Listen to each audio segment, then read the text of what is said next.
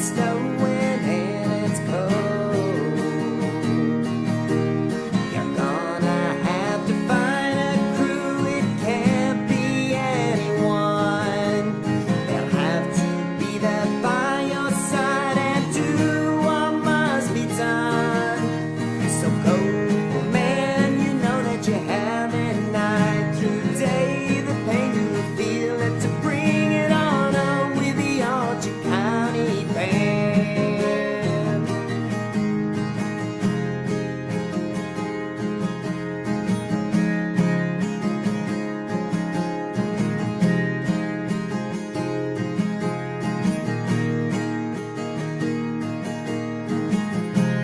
Doubts come and some may never die. So I'll ask myself, should I stop before I try? No way, man, mistake, it has been said. I'm all in, so there's nothing I'll regret. But time is ticking and there's so much that's going through my mind. Will I make it? Yes, I will. Our spirits are entwined. So let's get this show on the road. I'm here, I'll stay and I'll carry the load to bring it on with the Archie County Band. But hold on a second now, I'm starting to feel the strain. Was it a bicycle? What is wrong with my brain? Is it the end of me? No, I must still believe. So I'm still in love, you see. Heck yeah, now I'm on my way. But let's stay focused, there's still a job in hand that we must do. Cameras start to click, we know we're creating something new. So go, Marty and Sarah and Mark and Matt, Owen, Smitty, McGrilly and Jamie and Lane in the Archie County Band. The Archie County Band. The Archie County Band. The Archie County Band.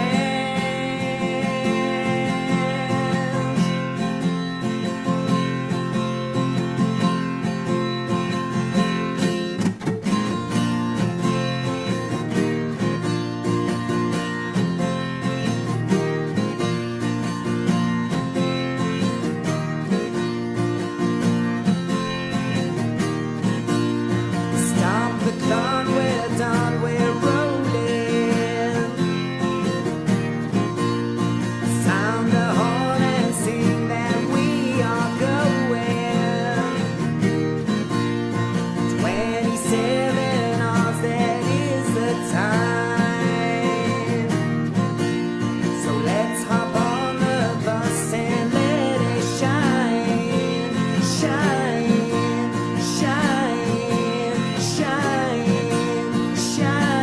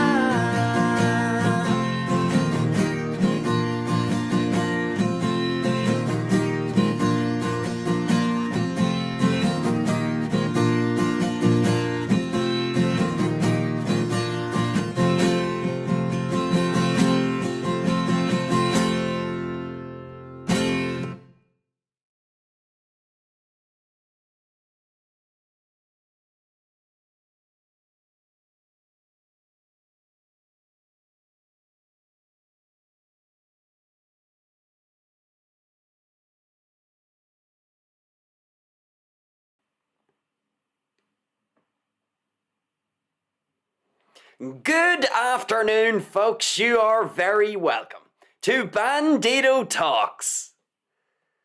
Well, the Grifters are out. They have been revealed. I mean, folks, look, let me make this very clear. I'm not an advocate of war. I don't want to see war.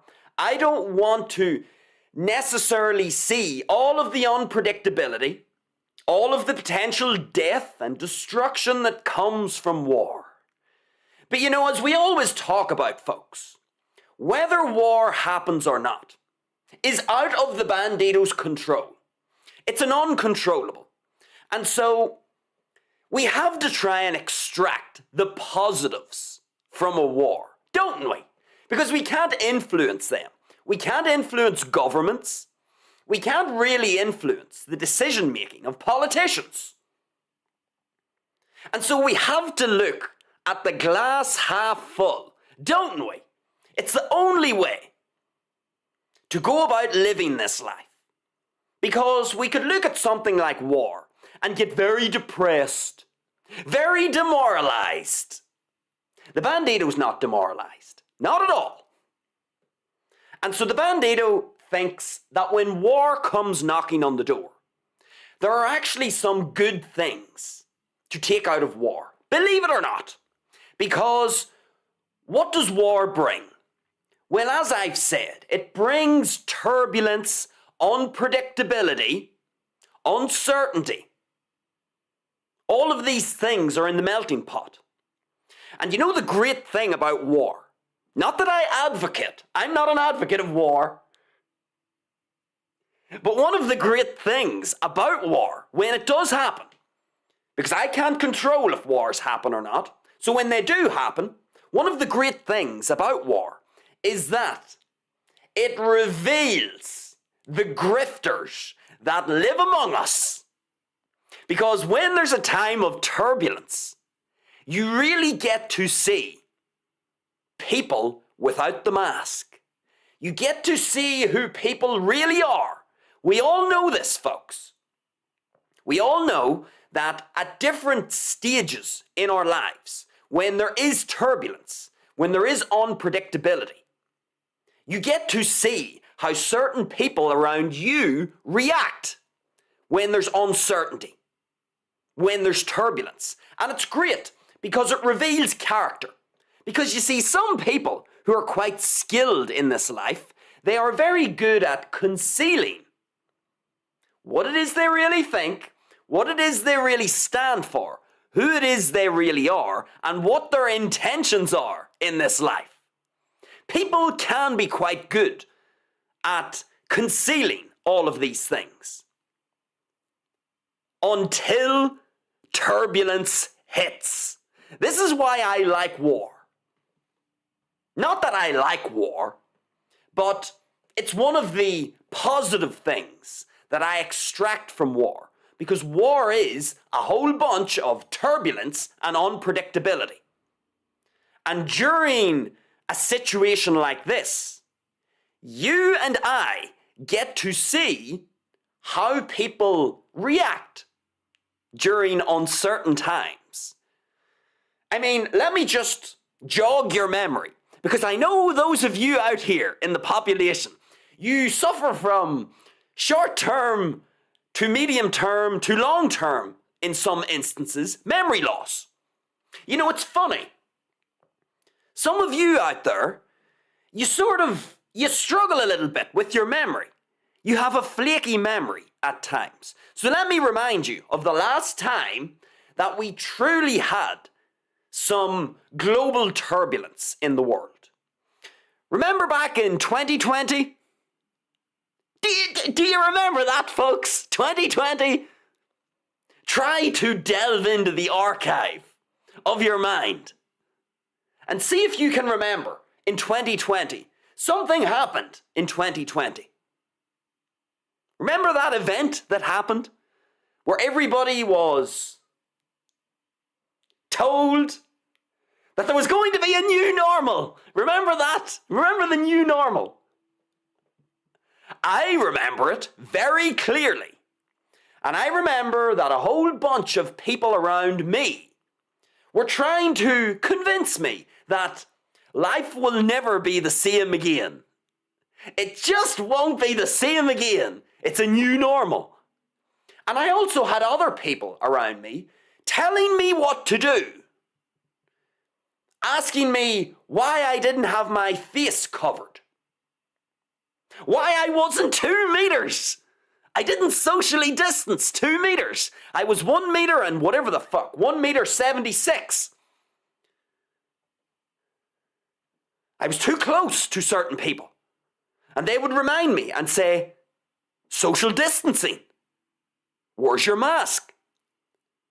Better still, there would be other people who would ask me if I had injected something into my body. Have you injected the thing into your body? Have you done that?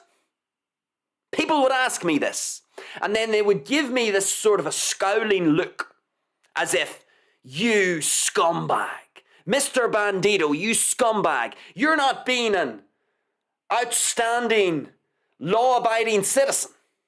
Even though it wasn't law that you had to inject yourself with stuff, people gave you the impression that you did have to do that. And I'm not talking about politicians. I'm not talking about rich, wealthy elites. Oh no, I'm talking about Anne and Mary and Billy and Joe, who lived around me. No, not the politicians. Not the rich, wealthy people. My fellow citizens were trying to tell me what I should do, what I should wear, where I should stand, what I should inject into myself. And whenever I would explain that I'm not doing any of these things, I would get that scowling look. You know, that look of disapproval, as if I'm not being a good, law-abiding citizen in their eyes. It's 2026 now, and you know Mary and Anne and Billy and Joe? You know all those people who were telling me what to do? It's funny because Mary Ann, Billy and Joe, I don't see them wearing their mask anymore. I don't see them socially distancing. Oh, but Jesus, well now they're not that concerned about people injecting themselves with stuff. What changed, folks? You see, the flaky memory. It's interesting, isn't it? How people's memories work. And why am I making reference to the event in 2020? Well, you see, during the event, there was a whole bunch of what? What was there a whole bunch of? Turbulence, uncertainty, unpredictability about what was going to happen in the world. And I got to observe with my own eyes.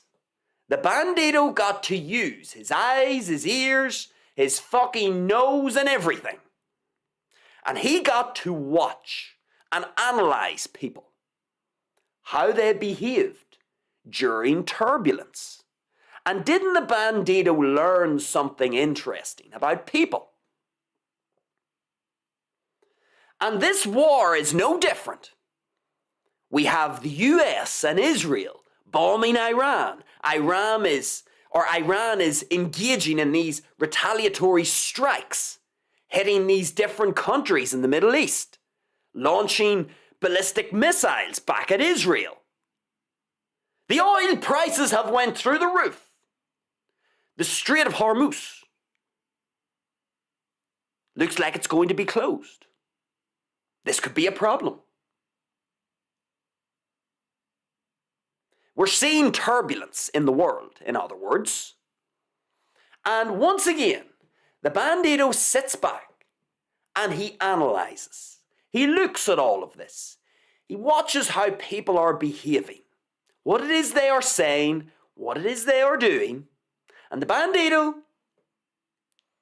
is making little mental notes because once again, as I said at the beginning, when you have turbulence in this life, you get to see who people really are. And let's go back to the event in 2020. I have a very clear memory of what happened in 2020, 2021, 2022, and I remember very clearly all of the people. I know people. These people know me. I'm not going to name them. But I've made a little mental note with respect to those people. And I know the people who were telling me what to do, giving me this look of disapproval. I know who these people are, and I've made notes in my mind because I got to see those people whenever there was a little bit of turbulence, and they revealed their true character to me. Needless to say, I do not engage with these people. They are dipshits and liabilities. But they'll never know that. They'll talk to the Bandido, and they'll think the Bandido is a lovely, friendly chap. And the Bandido's very good at putting on a mask as well. The Bandido's very good at social interactions. The Bandido can talk a good game. They will be none the wiser. None the wiser. And so it's no different now. I watched during this war how a whole bunch of people are revealing their character. And yes, we have the dipshits. That's true. Life is full of dipshits. Such is life. But we also have the grifters. You know those people who swindle other people, who deceive them, who squeeze them? They give you the impression that they are doing one thing or saying one thing, and then they stab you in the back.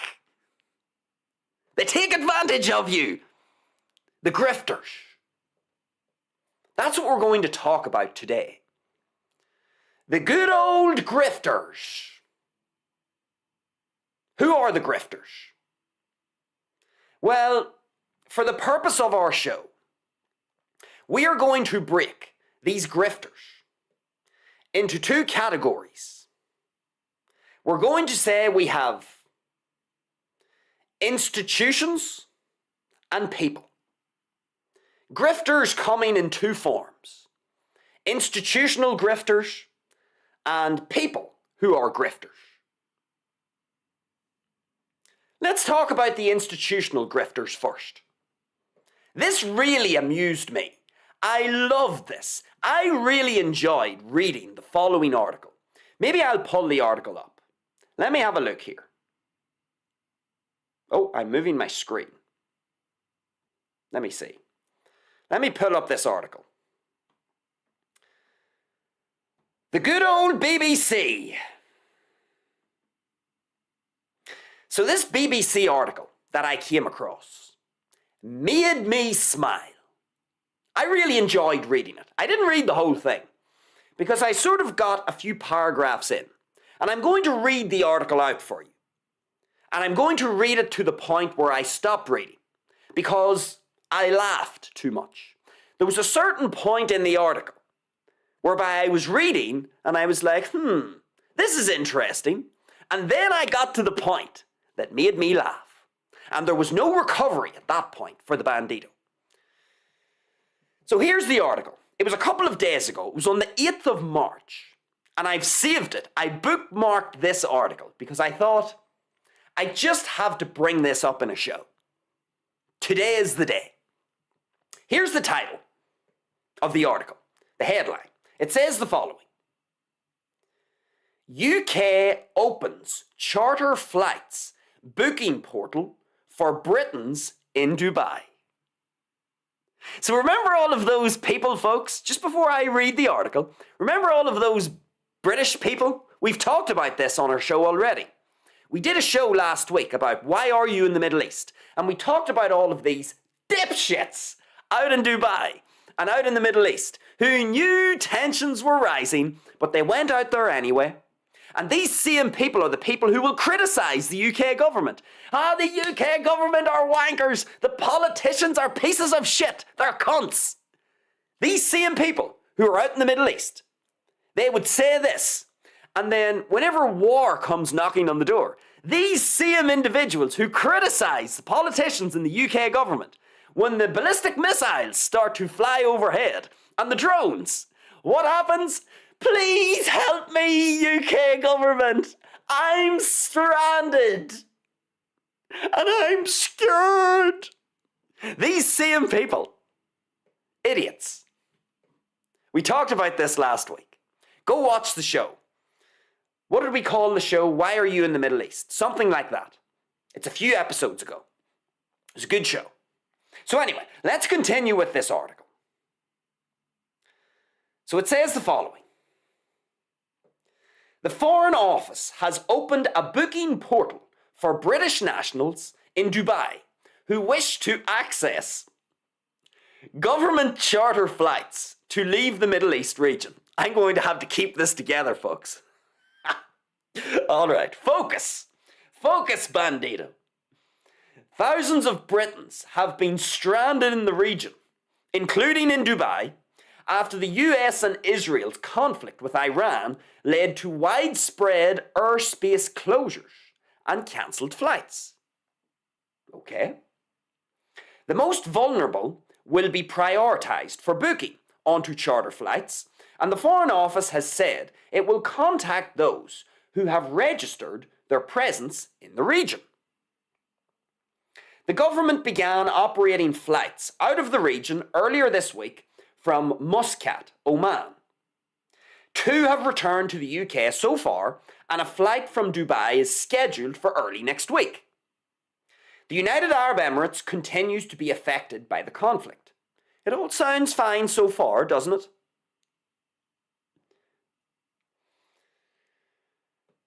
On Saturday, a Dubai resident was killed after shrapnel from an, quote, aerial interception fell on a vehicle in the Al Barsha area, the Dubai media office said. More than 160,000 British nationals have registered their presence in the region with the Foreign Office. And then this was the paragraph that the Bandido, this next paragraph, this is the paragraph I got to, where I started to laugh. And I had to just get rid of the article then. I bookmarked it and said I'll come back to this. Here it is. On Saturday past, the UK government announced it will run a commercial charter flight from Dubai available for a charge.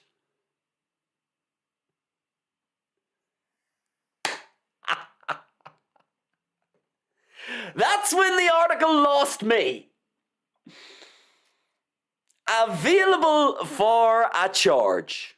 Now, let me get my main screen back up, because we're going to talk about this. All right, so, the UK government, remember, we're talking about institutional grifters here, okay?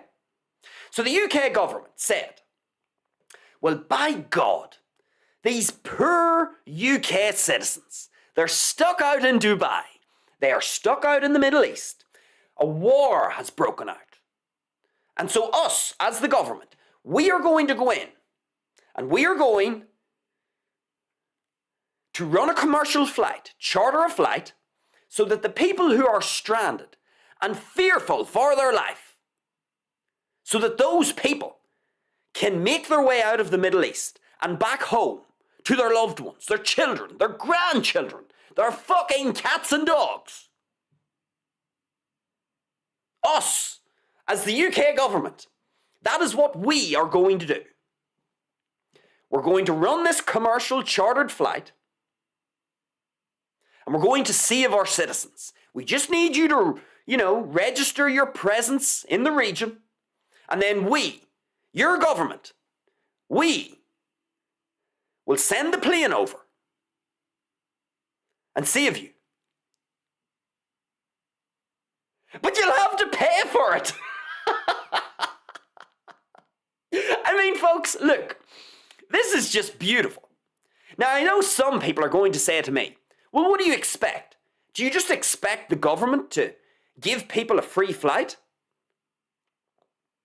Well, let me just mount an argument here.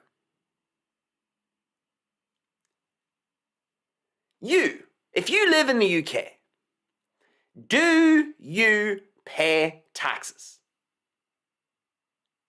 You probably do. Now, there was a recent budget, and what happened to the taxes? There was a tax increase. So you now have to pay more taxes to who? Who do you pay your taxes to? That's right, the UK government. You are paying taxes to the UK government so that the UK government invests those taxes, that money, back into the UK so that you, citizen of the UK, you benefit. So the idea here is, if everybody in the UK who's an adult and is of working age, if everybody contributes a little, there'll be this big pot of taxes that can be then reinvested back into the UK to make your life better. Is that not the idea? You as a collective, you as part of a collective, you pay taxes to the government, and then the government uses that tax money prudently in a way that benefits you. Now, this is why the article made me laugh. Because as I was reading the article, I thought to myself, so is the UK government just going to send out planes, commercial flights, charter flights for free? That's what I was thinking, because as you'll notice, as I read the first few paragraphs of the article, it didn't mention anything about a charge, did it? And then lodged in the middle of the article, it made this very subtle reference to the fact that there will be a charge. Now, it doesn't tell us what the charge is. And then you know what I did? I went and looked up a whole bunch of other articles from different media outlets that were running this same story. And I was greeted with this same thing. Oh yes, the UK government's going to send you out a plane just to make sure that you're safe and sound, because we really care about you, fellow citizen. And every single article said the same thing. Buried in the article were these few little words that said, for a charge. And the articles never said how much the charge was. And so the Bandido went on to AI, and I just prompted the AI and said, look, how much roughly is a ticket worth? Or worth to the government? How much does the government charge for one of these tickets? On one of these chartered flights? How much? 350 to 700 pounds. That's the range. So let me just clear this up, folks. Clear up what it is I'm saying. You pay taxes because that tax money is supposed to be used to make your life better. And we could make a reasonable assumption here and say that that tax money could also be used in a time of turbulence, in a circumstance where the world is in an unpredictable moment. We could also say that that tax money, because it's being brought in from the people, that there's a whole bunch of money there, so that if the world all of a sudden becomes unpredictable, this means that the UK government can be buffered against the unpredictability, because the UK government is taking all of these taxes from its citizens. And so you would think, I think it's reasonable to say that that tax money could also be used in a time of turbulence to help the people. For example, there's a war in the Middle East. And so you would think, if that tax money was being used properly, You would think that there would be plenty of money to go around here, and so it wouldn't be a big deal for the UK government to charter a flight for its citizens who pay the taxes to the UK government. You would think it wouldn't be a big deal that the UK government would use some of that tax money from its citizens to actually give its citizens a free flight back to the UK. Is that unreasonable? Because if we're talking here about taxes, whether you agree or disagree with the idea of taxes, it happens. You do get taxed. And taxes have increased. The amount of tax that you have to pay has increased. And I think it's not unbelievably unreasonable to say that not only should tax money be used to be invested back into the country, but there should also be a pot of money from those taxes set to the side that doesn't get touched. A pot of money that is used as, let's just say, emergency funds. If something happens in the world, some unpredictable global event, if it happens, it means the UK government has a safe pile, sort of a safe haven of money that's been stashed away, money from the tax-paying citizens, so that if something happens, and if UK citizens are abroad and caught up in some conflict or unpredictable circumstance, you would think that that money could be taken and used to charter a flight. We couldn't have that now, could we? That would be far too reasonable, wouldn't it? So instead, what happens? During this period of turbulence, during this period of war, instead of the UK government, you would think the UK government has taken enough taxes from its citizens at this point in time that it should have a little, safe supply, a little, money to buffer against uncertain circumstances. You would think that money would be there so that if its citizens did get into trouble abroad, you would think that if the government was an institution with absolute integrity, you would think that money that it has taken from the taxpayer could be reinvested into this process whereby a chartered flight could be sent out to these people to bring them home.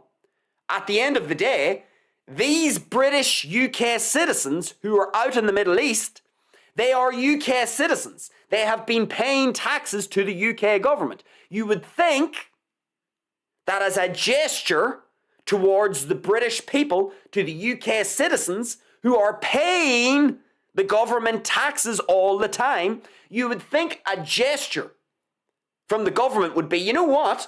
Okay, this war has broken out. So what we'll do is, as the UK government, what we'll do is we'll take this money that the taxpayers have paid us and we'll use it to charter a flight so that they can just go to the airport, get on the plane and come home. Gesture of goodwill. No, there's a charge. 350 to 700 sterling. In sterling. Now I've seen Aer Lingus in Ireland have charged €800, I believe. But I think in sterling, 350 to 700 pounds sterling for a seat on one of these chartered flights. So again, folks, what am I saying here? In a moment of turbulence in the world, where UK citizens who pay taxes to the government, in a moment of turbulence, when you're thinking, okay, well, let's see, does my tax money actually get used? Does it get used for a purpose here that we could make the argument, whether you agree or not, you could make this argument at least, that if you're going to pay taxes, there should be a stockpile of tax money that's set to the side as emergency funds, so that if something like this happens, there's a war that breaks out, and there are UK citizens, sprinkled all over the Middle East, you would think that we could now dip into this emergency fund to help out the British UK citizens. I don't think that's unbelievably unreasonable to say. And what happened? Yeah, that's right. You have to register your presence in the region, all right. And then you basically go into a draw, a lucky dip. Will your name be pulled out of the hat? And then see if your name is pulled out of the hat. Yeah, you're going to have to get your wallet out there, and you're going to have to pay over 350 quid to get your seat on the plane. And so, this is the funny thing when we look at institutional grifters. You could say that this was an opportunity for the UK government to demonstrate to its citizens, to show a gesture of goodwill, a way for the government to say, you know what, you have been paying taxes, and you know what, we did raise the tax amount that you have to pay. We did do that, that's correct. So you know what, in this time of uncertainty and fear and anxiety and unpredictability, in this moment, you know what, to show you, UK citizens, how much we, the government, value you and value your contributions through tax, what we're going to do here is we're going to use your money, your tax money, not our money, we're going to use your tax money to help you get back home. You could say that that would have been a gesture of goodwill. And that would have been a signal to the UK citizens. That would have been a strong signal that was sent saying, you know what? Fair play to the UK government. You know what? You may not agree with taxes.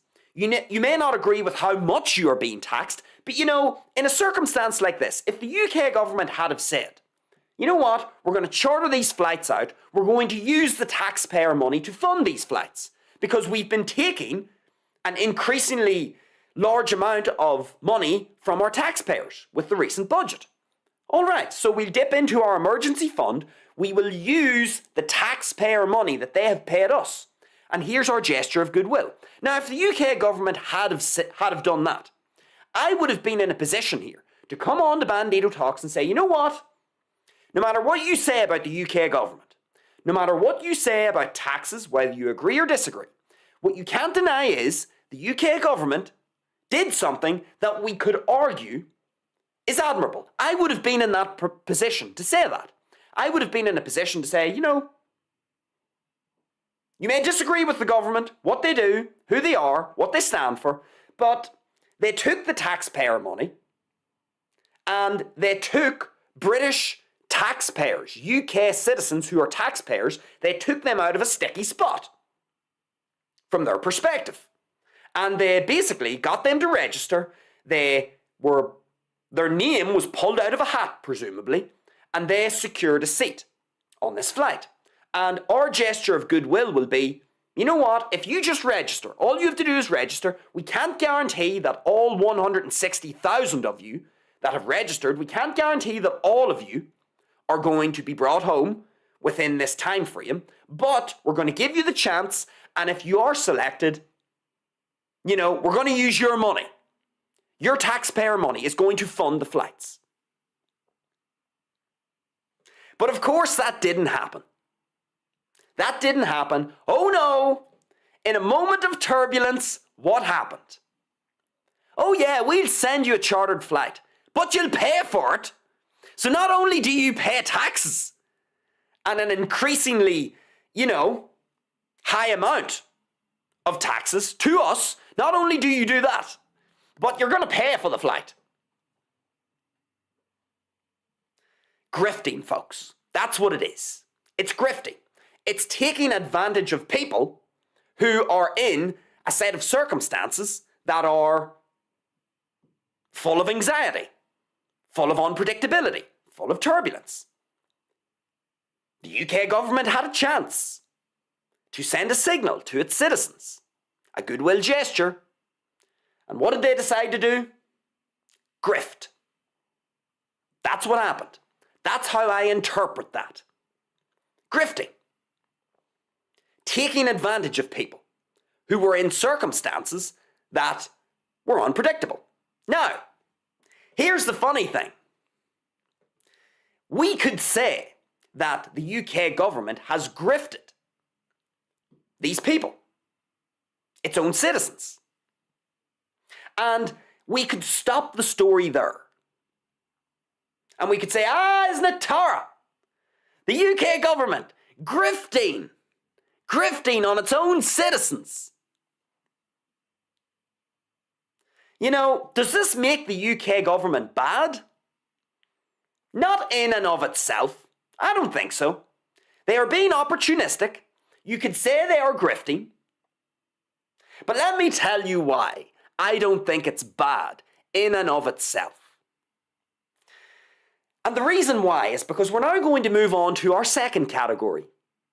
People who grift. So we've talked about the institutional grifters. Okay? We could have that category. Now we're going to talk about people who are grifting during this war. Now, I was sent something on. A friend of mine sent me a WhatsApp message. And there was a link on the WhatsApp message to this Instagram account of a influencer who was stuck or stranded out in Dubai. And it just so happened that this influencer is actually from Ireland. So there was this Irish influencer, a woman, who was out in Dubai when the ballistic missiles and drone attacks started. And so she's out, presumably on a holiday, and she has this following on Instagram. You know, thousands of people who tune into her super valuable content. I looked at her Instagram page. Really valuable stuff, folks. As you could imagine, someone who's an influencer, as you could imagine, their content is super insightful. You'll really become educated delving into the content of influencers. So we have this Irish influencer who's stranded out in Dubai. This woman who has children. And so she goes online and gives her little update from Dubai. I'm so scared. It's just a scary time. I have children. And my children, I just want my children to be safe. It's just Tara. I come out to Dubai to enjoy my holiday. And I can hear the missiles. And now I'm going to do a live stream. I'm going to do a live stream. And you're going to pay £5 to watch my live stream. It's just it's so anxiety provoking. I just want to get home. I just want to protect my children. But I'm going to do a live stream for all of you. I'm going to move forward, try and be productive. And I'm going to do a live stream here from Dubai, which you will have to pay for. Grifters! These aren't institutions who are grifting. These are people. This gal, this woman, for all I know, I could walk past her down the street. And I bet you this woman, she was probably one of these people who was wearing her mask during the event in 2020 and social distancing. And make sure you get your injection. I bet you she was one of those as well. So we have this woman out in Dubai. And she's telling us about how tired it is and she's so scared. But she's going to do a live stream. And you are going to pay to watch her live stream from Dubai. And then what did she do? She deleted the live stream. Because people started to look and say, oh, hold on. Is she going to charge us to watch the live stream from Dubai? What a grifter. And this isn't a politician. This isn't a rich, wealthy person. This isn't an institution like the government. This is a regular citizen who walks among you and I. So this woman who is stranded out in Dubai, all of her own doing, by the way, because clearly she's that much of an idiot that she didn't realize that tensions were rising in the region. And if she was that worried about her children, why did she take them out to the Middle East where tensions are rising? You idiot. She mustn't care that much. But you see, now that she's out there and she's stranded, and it's so scary. God, it's so scary. Send me your prayers. Get down on your knees and pray to Jesus that he fucking resurrects himself again and comes and saves me and my children. Oh, and by the way, I'll be doing a live stream and you'll have to pay for it. This is the beauty of war, folks. This is the beauty. The reason why I lay this out as two categories. We have the institutional grifters and we have the people who are grifters. And you know the beautiful thing about war is that these two go hand in glove. They are a match made in heaven. So, look, it's easy for you or I to look at the UK government and say, look at that. They take the taxpayer money. And you know, when its citizens get into trouble, the government makes them pay for a seat on a chartered flight instead of using their own citizens' tax money that they've taken from them. Now, it would be easy, wouldn't it, folks, to sort of really go in hard at the UK government and say they are pieces of shit. And that is not what I do. That is not what I do. Yes, could the UK government have given a gesture of goodwill towards people like this fucking idiot influencer out in Dubai? Could the UK government have done that? Yeah, they could have. But you know what? Credit where credit is due. The UK government knows its citizens very well. And I'm actually going to praise the UK government. Not for the reason of giving a gesture of goodwill. I'm actually going to praise the UK government for realizing that its citizens deserve to be grifted upon. I have to give the UK government credit. Because you see these people who are out in Dubai, who are out in the Middle East right now, a whole bunch of them are also grifters. They are dipshits, idiots, grifters, schemers. They are also people that are, in their own way, they lack just as much admiration, or they have as little admiration in the eyes of the Bandido when it comes to a fair analysis. Because when I analyse this, and I say to myself, you know, the UK government could have given a gesture of goodwill to its citizens. And then you know what I realise? I see this woman, this influencer, who is literally grifting her followers from Dubai. She's on going, it's just her. And then she's literally going to get them to pay for a live stream. What a grifter. And then this is when you realise, folks, criticising the UK government? Why would I criticise the UK government for not giving people like that a free flight? These people deserve to have the arses taxed off them. These people deserve to be exploited. They deserve to be grifted upon. They deserve it. And you know what? The UK government has read its citizens very well. The UK government understands the whole slew of dipshits that it has before it. These people stuck out in the Middle East. They are hypocrites. We talked about this last week. They are hypocrites. They are idiots because they don't run a downward arrow worst case scenario analysis. They literally, because they are on autopilot, they just walk into the Middle East Whenever the turbulence comes knocking on the door, they don't know what to do, and then these same hypocrites who criticise the UK government beg the UK government for help. So they are hypocrites, they are dipshits, but you know what, folks? When you actually pay attention, they too are fucking grifters. And all you need to do is see this woman influencer from Ireland. You just need to watch her. Watch how she goes on her videos, and then when it comes to doing a live stream, what does she do? She's going to get her followers to pay for the live stream. Is there anything more? Is there any way to define a grifter more than that?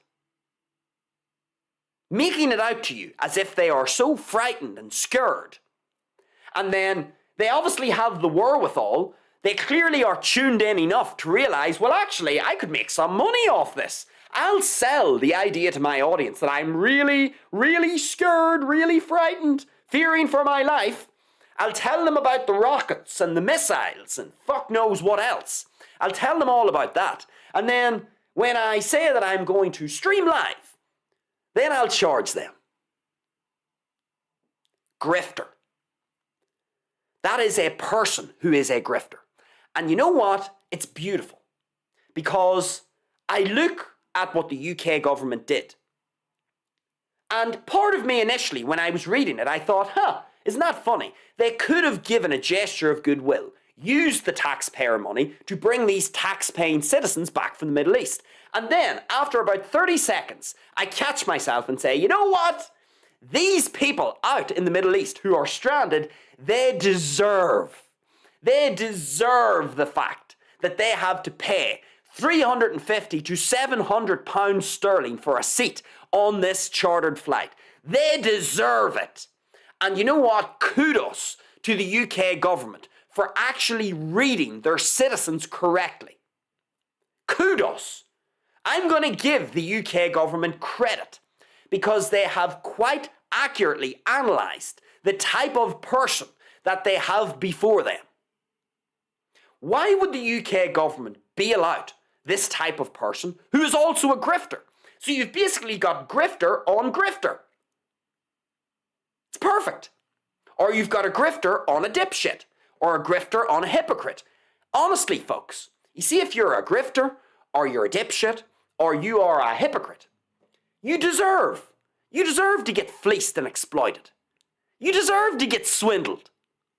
And that's the lesson from this, folks. The lesson is, you're probably tempted to criticise the UK government, say, you know what, I'm listening to Mr. Bandido, and Mr. Bandido's right. The UK government should offer a gesture of goodwill to its people, to its tax-paying citizens. No, they shouldn't. See, these tax-paying citizens that have been stranded out in Dubai, they are full-grown fucking adults. They deserve to find themselves in these set of circumstances. They made the decision. Did the UK government force these people to go out into the Middle East when tensions were rising? Did the UK government force its citizens to do that? Hello? Hello? People out there? Did the UK government force its citizens to go out into the Middle East before this war? No, they did not. And so you know what? The UK government deserves to profit from the absolute stupidity and dipshit-like grifting behaviour of those UK citizens that have went out to the Middle East. I say I'm all for it. I'm all for the grift, actually. I'm all for the institutional grift. Because you know what? It goes back to an episode we did last week in defence of the politicians. I have my expectations set appropriately for the UK government, for the politicians. I have set my expectations appropriately. I don't expect anything less than that from the UK government. So you know what? When I see them taking advantage of their citizens, grifting, we could say, that's fine. That's what I expect. Not a big deal. Doesn't annoy me. Fine by me. But the people, the citizens that we live among, those citizens who will tell you and I that they hate the government, and the government is this and the government is that, and then they are so hypocritical.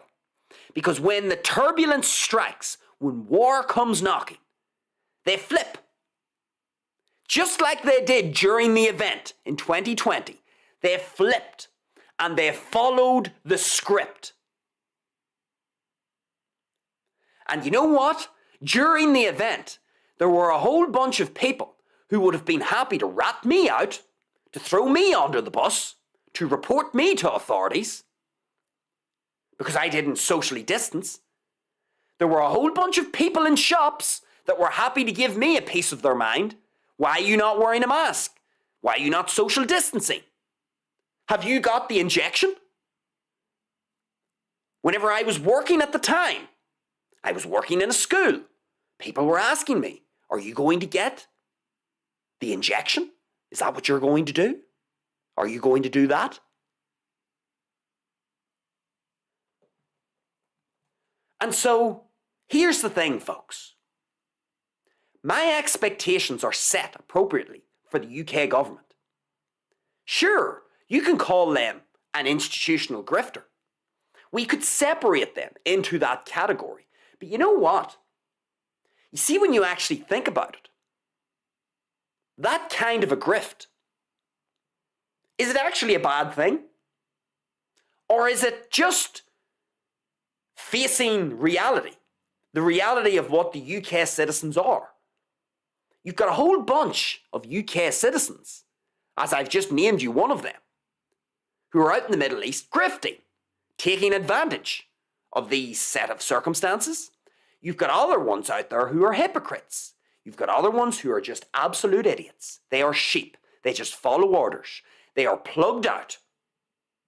They aren't paying attention to fucking nothing. And they are liabilities. Are you then going to try and make the argument to me and say that the UK government shouldn't charge a price for a seat on a plane that it's chartering? Whenever I actually think of who the UK government is helping here, you know what? I'm all up for that grift. The institutional grift, I'm all for it. Because you know what? It would be different. You see, if the people on the receiving end of the grift were actually tuned in and just very unfortunate circumstances have fallen their direction and they are in a genuine pickle through no fault of their own, if those were the people who were on the other end of this grift, then yeah, I would look at the UK government and say that is completely grifting, taking advantage of that. I don't support that at all. But are those the type of people who are on the receiving end of the institutional grift? No. The vast majority of the people who are out in the Middle East right now, registering, 160,000 of them registering, saying, please, can I have your chartered flight home? Those people fall into three categories.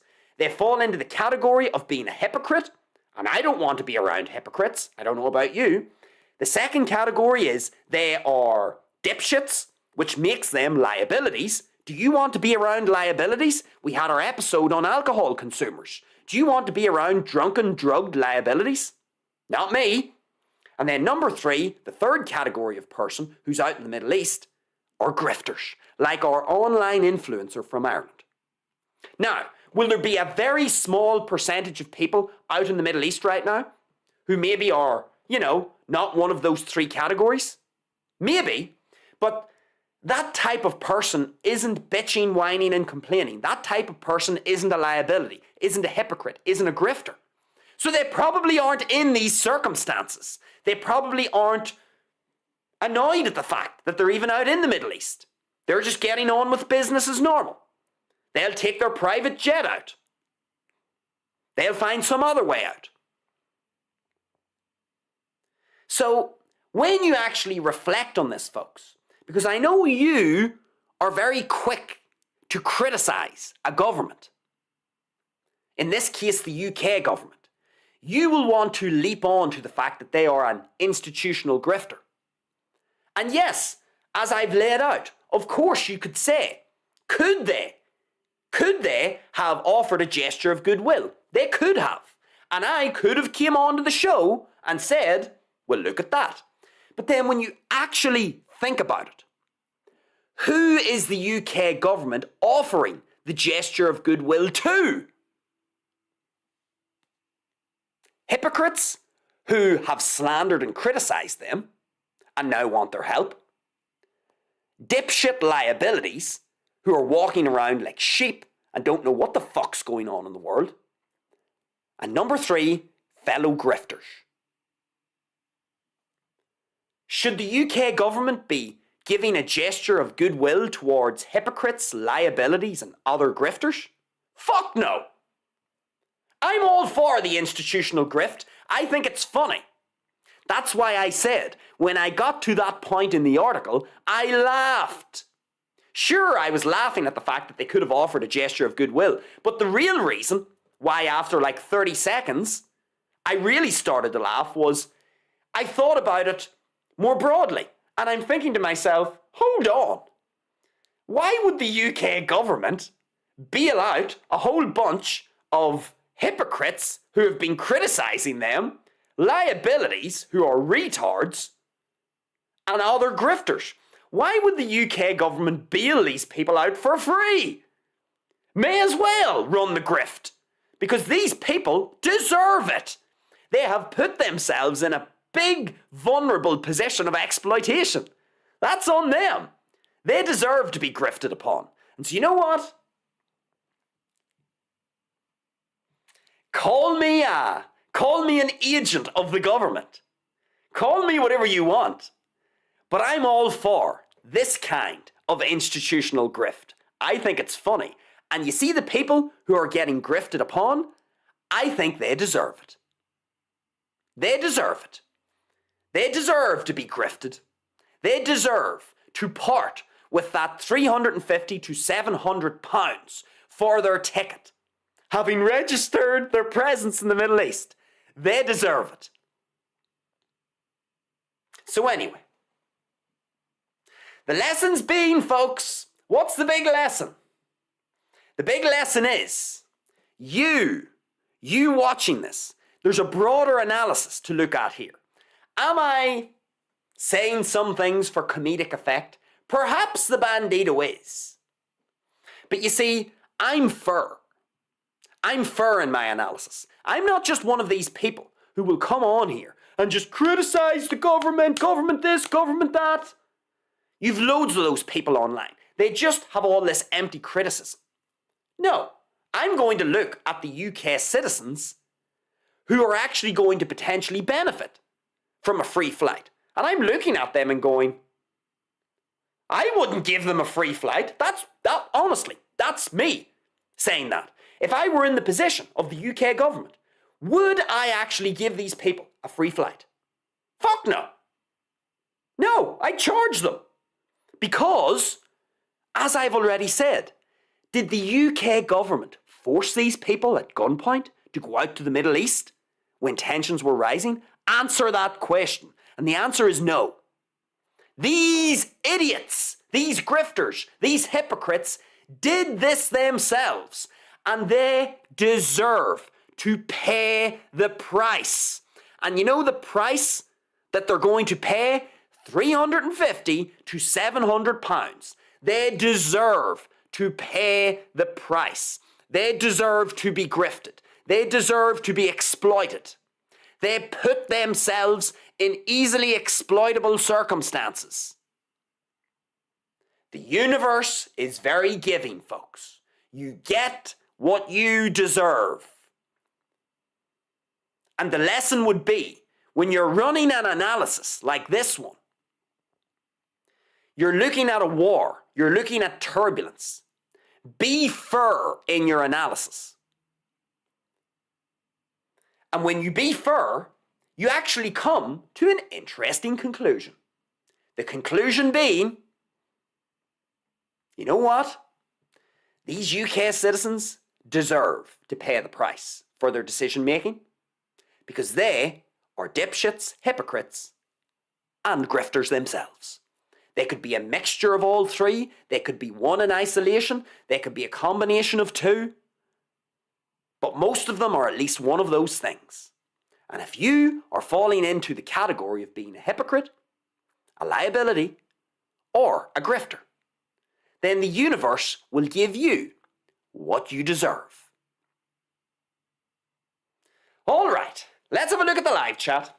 Let's have a look and see, is anybody in our live chat? Let me get this set up. And it looks like our live chat is empty. Let me make sure I haven't missed anything here. It is an empty live chat. And so, that is going to bring our show to a close. War reveals the grifters. And for me, this is a real positive that we can take out of war. Because we get to, during times of turbulence, folks, we get to see who people really are. The mask gets whipped off their face. So take that positive from war and realize that, yeah, people get what they deserve in this life. If you put yourself in circumstances where you are not in a position of power and you are in a position of weakness, you get what you deserve. If you make it out of the Middle East with your life intact, which you probably will, when you lose, don't lose the lesson. The next time you're deciding to go to the Middle East or some other location on Earth where tensions are rising, you should be running a downward arrow worst case scenario analysis. Go check out some of our previous episodes talking about the war. You figure out what that is and what that means. So anyway, that'll draw our show to a close, folks. I will remind you, I'm going to do this at the end of each show now. Not in the middle of the show, at the end. I'm going to remind you to hit the like button, give us a little thumbs up if you liked what you were hearing. Again, get down into the comments section. Let me know what you thought about our show. Leave your insights down there. If you agree or disagree, do you think the Bandido is a government shill? He's endorsing the institutional grift. I bet you never thought that was going to come out of the mouth of the Bandido. Is he an agent of the government? I'm all for this kind of institutional grift because it makes people learn the lesson. There's no better way to learn in life, folks, than when it stings. When it stings. That's why I'm happy about the institutional grift in this sense. That's why I endorse it. Because you need to hit people where it hurts. They need to feel the sting. And there's nothing better than having a whole bunch of turbulence, having to register, and then having to pay for your chartered flight. You feel the sting that way. You learn the lesson better. So that's why I'm for this kind of institutional grift. I'm all for it. But let me know your thoughts down in the comments. And then finally, folks, if you like in general what we do here at Bandido Talks, if you find it insightful, interesting, valuable, or useful in some way, then feel free to subscribe to the show here on YouTube, Bandido Talks on YouTube. We operate off Universal Bandido Time now, UBT, meaning that the Bandido does his live shows whenever he feels like it, whatever day, whatever time. You're going to have to subscribe to the channel, though, to get notifications, to be notified, to have the heads up as to when the Bandido is going to go live, of course, to get all of our video uploads. Subscribe here on YouTube, use the scrolling black banner below to also direct yourself over to Rumble. We do live shows over on Rumble as well, completely different topics. Over on Rumble, we tend to deal with US-related stories. So sort of, it's more targeted over on Rumble. We talk about the United States, what it's doing. We deal with more political stuff over there. It's more politics heavy. So head over to Rumble, subscribe to Bandido Talks over on Rumble, use that scrolling black banner below, subscribe here on YouTube. You'll get notified over on Rumble when we have a live show, when we have an upload. You'll get notified here on YouTube when we have a live show coming up, when we have a video upload. Subscribe to both channels, folks. And with that, that's everything from me this afternoon. Enjoy the rest of your day. And with that, folks, it is over and out from the Bandido.